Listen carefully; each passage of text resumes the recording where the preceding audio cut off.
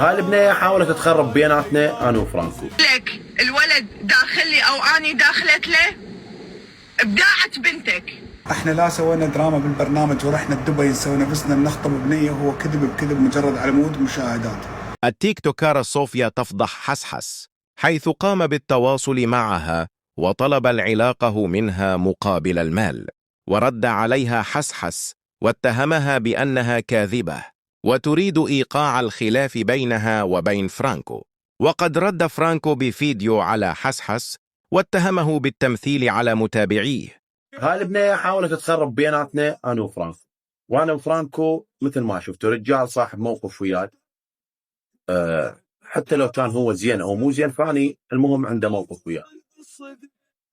فصارت سوالف وعلى اساس انا طاب عليها وقال لها حبيك ومعجب بيك ومن هالسوالف ومدري شنو.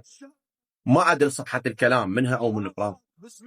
فالبنية لا اصعد وياها ولا علي شيء احتراما للصديق. فد يوم جبت لك سيرة حس قلت لك الولد داخلي او اني داخلت له ابداعت بنتك. ايه شو وقت؟ احكي له لا؟ كل شيء احكي. اني فد يوم جايبه سيرة حس. خلي احكي. لا يلا احكي. خلي احكي، انا احكي على كيفي لان انا بلبنان حاليا ومروق وقاعد على البحر على الشمال. يلا شو وقت اني؟ لا مو اريد افتهم هاي النقطة، شو وقت اني جبت سيرة الولد؟ اول شيء تحياتي الى الولد الرجال عفوا، صديقي ورجال بيناتنا زاد وملح. ما اعرف حس ليش فتح هذا الموضوع وانا لا حاكي اياه، شنو غايته من فتحتك؟ هاي رساله لحس وصلوا لي اياها. حس صديقي وحبيبي وبيناتنا زاد وملح والحمد لله.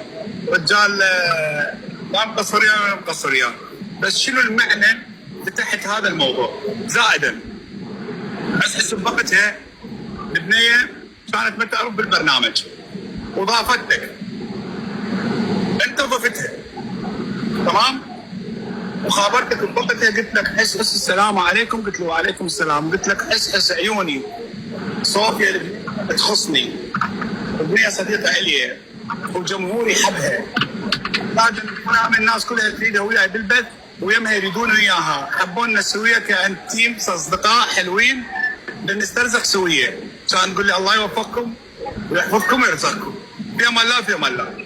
بعدين جيت على صوفيا كان اكو بعض الكلام من عندش انه اكو مشهور اخر يوزديك يبزدك بالكلام ما ادري شنو، قلت لك حس قلت لي لا مستحيل مو الولد، قلت لك تمام صح لو لا؟ 100%. رحم الله.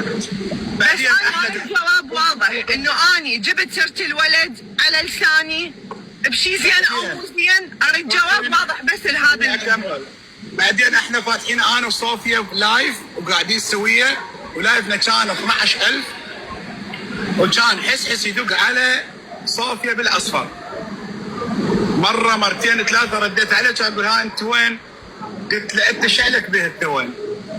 البنيه صديقتي. توضيح اوقف اريد اوضح هاي النقطه، انه كنا فاتحين لايف بتليفوني، الولد اتصل على برنامج الاصفر مالتي، فرانكو اخذ التليفون مني غصب، هاي قدام الكل 9000 شخص، فرانكو اخذ التليفون مني غصب وجاوب على حس. اني ما عندي اي كلمه ويا الولد. كمل. قلت له شنو انت وين شايلك من البنيه هاي الي وصديقتي وان ياها الجمهور كله والعراق كله يعرف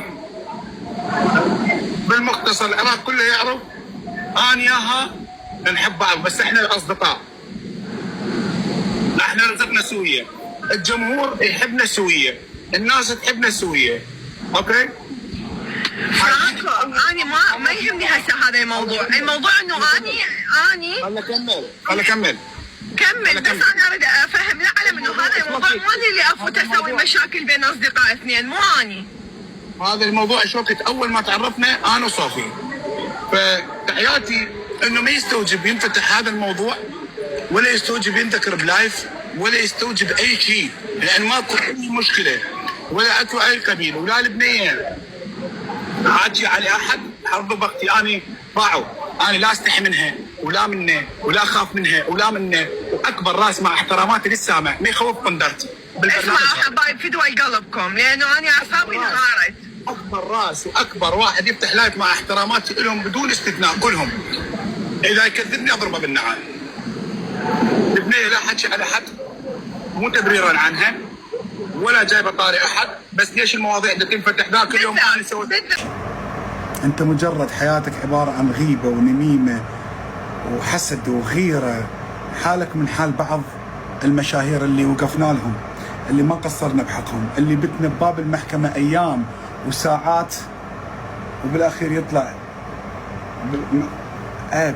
احنا لا سوينا دراما بالبرنامج ورحنا دبي نسوي نفسنا نخطب بنيه وهو كذب بكذب مجرد على مود مشاهدات. احنا لا مثلنا، احنا لا سوينا، والحمد لله واشكر خليتك تحكي باسمي، خليتك تلفظ اسمي. بعد اسمي شقد كبير، شقد انا كبير، وشقد خليت ناس تحكي بي فرانكو وين فرانكو وين فرانكو وين فرانكو وين. الحمد لله الله رزقني محبة الناس، الحمد لله الله رزقني بيكم. وروحوا اللي عنده سناب شات يكتب فرانكو في أربين وانت راح تعرفني وين. والله العظيم بخليها غصة بقلبك وحسرة بقلبك، وما انزل لك فيديو على التيك توك. حسرة بقلبك وغصة بقلبك.